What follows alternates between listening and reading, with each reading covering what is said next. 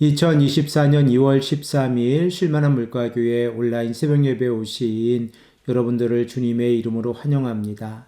오늘 우리들은 이사야서 66장 3절에서 4절의 말씀을 근거해서 삶의 태도를 바꾸라 라는 제목을 가지고 함께 하나님의 말씀을 생각해 보겠습니다.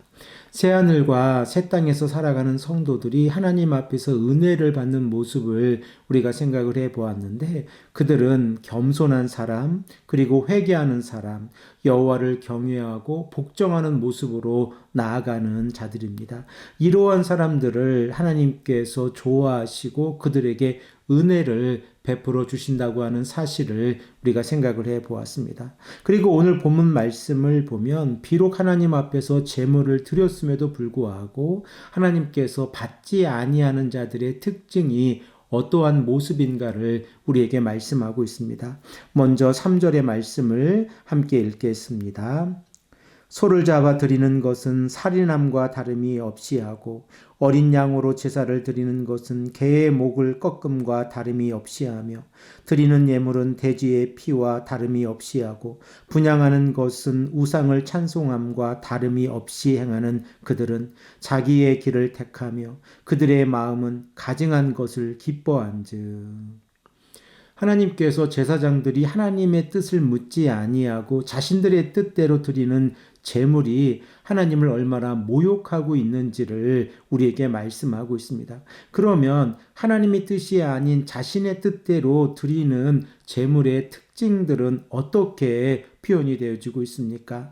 마치 소를 제물로 드리고 있는데 사람을 제물로 드리는 모습과 같고, 양을 잡아 희생 제물을 드리는데 개의 목을 부러뜨리는 모습과 같고, 그리고 돼지의 피를 우상에게 드리듯이 하나님 앞에서 우상을 섬기듯이 하나님의 전을 더럽히고 있다라고 말씀을 하고 있습니다.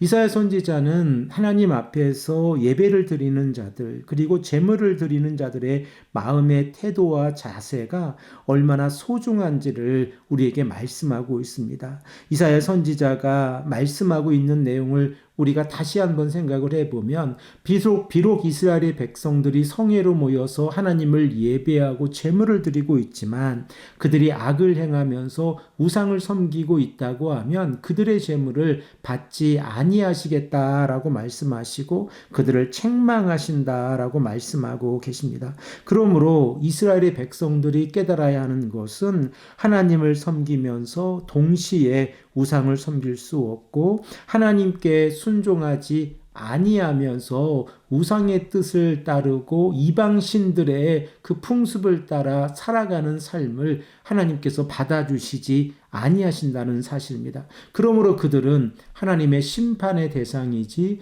구원의 대상이 아니라는 사실도 우리가 기억을 해야 합니다. 그러면 본문 4절에서는 어떠한 내용이 기록되어져 있습니까? 하나님께서는 이렇게 하나님 앞에서 제물을 드리는 자들을 어떻게 대해 주시는지 우리에게 말씀하고 있습니다. 우리 다 함께 4절의 말씀을 읽겠습니다. 나 또한 유혹을 그들에게 택하여 주며 그들이 무서워하는 것을 그들에게 임하게 하리니 이는 내가 불러도 대답하는 자가 없으며 내가 말하여도 그들이 듣지 않고 오직 나의 목전에서 악을 행하며 내가 기뻐하지 아니하는 것을 택하였음이라 하시니라.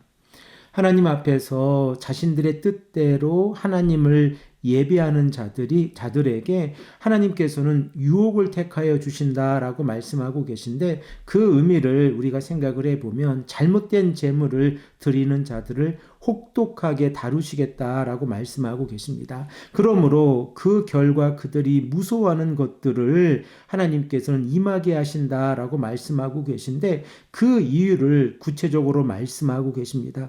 하나님께서 이렇게 이스라엘의 백성들 가운데에서 이중적인 삶을 살아가는 자들, 우상을 섬기면서 하나님 앞에서 제물을 드리는 자들에게 하나님께서 심판하시는 이유를 우리가 생각을 해보면, 그들은 하나님 앞에서 반역하고 있는 자들이고 하나님께서 말씀하셨음에도 불구하고 듣지 아니하고 오히려 하나님께서 보고 계신 상황 가운데에서 악을 행하면서 하나님께서 싫어하시는 일만 골라서 행하고 있다라고 말씀하고 있습니다.